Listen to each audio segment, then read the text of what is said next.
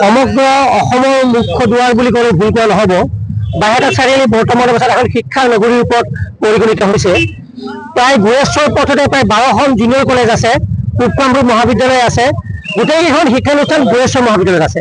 কিন্তু বৰ লজ্জাজনক কথা যে এজাক বৰষুণতে আমাৰ এই অঞ্চলৰ ল'ৰা ছোৱালীবিলাকে কলেজ যোৱাৰ ক্ষেত্ৰত যিটো অসুবিধাৰ সৃষ্টি হয়, তাৰ পৰিপ্ৰেক্ষিতত বাইহাটা চাৰিআলি ব্যৱসায়ী সন্থা, বৃহত্তৰ বাইহাটা উন্নয়ন সমিতি আৰু অন্য সমিতিৰ সহযোগত আমি বাইহাটা ড্ৰেইন নিৰ্মাণৰ বাবে চৰকাৰক বাধ্য কৰাইছিলোঁ।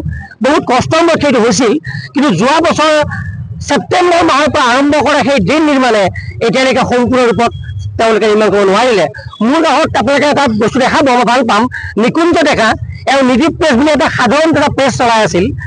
এই যে ড্ৰেইন নিৰ্মাণৰ নামত তেওঁ দোকানখন ভাঙি থৈ গ'ল, এই নমাহ ধৰি তেওঁ কেনেকৈ চলিছে, তেওঁ কেনেকৈ এই বৰ্তমান সমাজ ব্যৱস্থাত তেওঁ জীৱনৰ যিটো মানে আহৰণৰ ৰাস্তা কেনেদৰে বন্ধ হৈ গৈছে, কোনো এবাৰ প্ৰশ্ন কৰা নাই।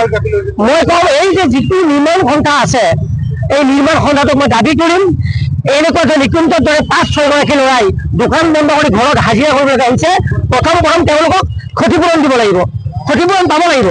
ক্ষতিপূৰণ নাপালে নিকুঞ্জৰ দৰে মানুহবিলাক এই সমাজৰ পৰা সমাজখনক ঘৃণিত সমাজ বুলি ক'বলৈ বাধ্য হ'ব। গতিকে আমি অনুৰোধ কৰিম বা আহ্বান জনাম, নিৰ্মাণকাৰী সন্থা বিদেশৰ নহয়, আমাৰ ঘৰৰ ল'ৰা, তেওঁক এই সংবাদ মাধ্যমৰ জৰিয়তে অনুৰোধ কৰিম, তেওঁ যেন 15 দিনৰ ভিতৰত এই গুৰেশ্বৰ পথৰ যিটো দুৰ্দশা, সেই দুৰ্দশা যেন আৰম্ভ কৰে।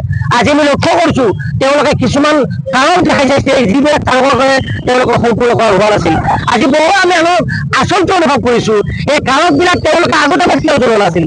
আজি প্ৰতিবাদী কাৰ্যসূচী যাব বুলি ভাবি তেওঁলোকে কিছুমান কাৰক সৃষ্টি কৰি এই কাৰকৰ বাবে আচলতে মনত পৰা নাই, ড্ৰেইন নিৰ্মাণ কৰিব পৰা নাই, এই হাস্যকৰতাত পৰিগণিত হৈছে। গতিকে আমি অনুৰোধ জনাওঁ, আহ্বান জনাওঁ অসম চৰকাৰক, ৰাইজৰ বিশ্বাস আছে, সেই বিশ্বাসক যে তেওঁলোকে ভংগ নকৰে। গুৰেশ্বৰ পথৰ শিক্ষানগৰীৰ যিটো অনুষ্ঠান, সেই নগৰীত যেন আমি পুনৰ জিলিকাই তুলিব পাৰোঁ, ৰাস্তাৰ বাবে যেন আমি ব্যাহত নহওঁ, তাক অনুৰোধ জনাই মই আপোনালোকক আশা কৰিম আপোনালোকে যেন প্ৰচাৰ মাধ্যমত এইখিনি কথা সদৰে প্ৰতিবাদ কৰাত সহায় কৰে। আমি সকলোৱে জানো আমাৰ বাইহাটা চাৰিআলি উত্তৰ কামৰূপৰ এখন অগ্ৰণী এখন ঠাই, আৰু এই ঠাইখনত আমি সকলোৱে জানো আজিৰ পৰা প্ৰায় 4-5 বছৰমান আগৰ পৰা আমাৰ বাইহাটা চাৰিআলি অঞ্চলটো এটা শিক্ষাৰ প্ৰাণকেন্দ্ৰ হিচাপে আমি প্ৰতিষ্ঠা কৰা দেখিবলৈ পাইছোঁ। যথেষ্ট ভাল ফলাফল ছাত্ৰ ছাত্ৰীসকলে দেখুওৱা পৰিলক্ষিত হৈছে। কিন্তু দুৰ্ভাগ্যৰ বিষয়, আমাৰ বাইহাটা চাৰিআলিৰ যিটো আমাৰ গুৰেশ্বৰ পথ, এই গুৰেশ্বৰ পথটোৰ কিন্তু যিসমূহ এজাক বৰষুণতে কৃত্ৰিম বানপানীৰ সৃষ্টি হয়, আৰু এই বানপানী ৰোধৰ কাৰণে অসম চৰকাৰৰ ফালৰ পৰা এটা নলা নিৰ্মাণ কাৰ্যৰ এটা আবণ্টন দিয়া হৈছিল। কিন্তু দুৰ্ভাগ্যৰ বিষয়, এই যিটো নলা নিৰ্মাণ কাৰ্য নিৰ্মাণকাৰী সংস্থাটোৱে যথেষ্ট লেহেমীয়া গতিত কৰি থকা আমি দেখিবলৈ পাইছোঁ। আচলতে আজিৰ পৰা প্ৰায় এবছৰ মানৰ পৰা তেওঁলোকে সেই কামটো আৰম্ভ কৰিছিল, কিন্তু আজিলৈকে তেওঁলোকে সমাপ্ত কৰিব নোৱাৰিলে। কিন্তু সেই ঠিকাদাৰগৰাকীয়ে কিন্তু বিভিন্ন অজুহাত দেখুৱাই তেওঁ এই কামটো লেহেমীয়া গতিত নি থকা পৰিলক্ষিত হৈছে, যাৰ ফলত আমাৰ মহাবিদ্যালয়ৰ ছাত্ৰ ছাত্ৰী হওক বা স্কুলৰ ছাত্ৰ ছাত্ৰীসমূহে হওক বিভিন্ন অসুবিধাত ভুগিবলগীয়া হৈছে। তাৰ সমান্তৰালভাৱে যদি ক'বলৈ যাওঁ, আমাৰ এই বাইহাটা চাৰিআলি অঞ্চলৰ যিসমূহ ক্ষুদ্ৰ ব্যৱসায়ীৰ পৰা আদি কৰি যিসমূহ স্থানীয় বাসিন্দা পথচাৰীসকল সকলোৱে জীয়াতু ভুগিবলগীয়া অৱস্থা হৈছে একমাত্ৰ এই নিৰ্মাণকাৰী সংস্থাটোৰ কাৰণে।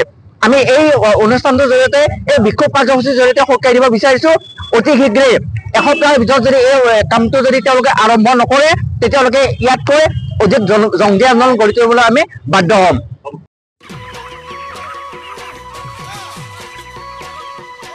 অতি কম দিনতেই একোটা এনেকুৱা হৈ যায়। মই যে বিয়মৰ দানা খুৱাওঁ, আপোনালোকেও বিয়মৰ দানা খুৱাওক আৰু কম দিনতেই অধিক মুনাফা লাভ কৰক।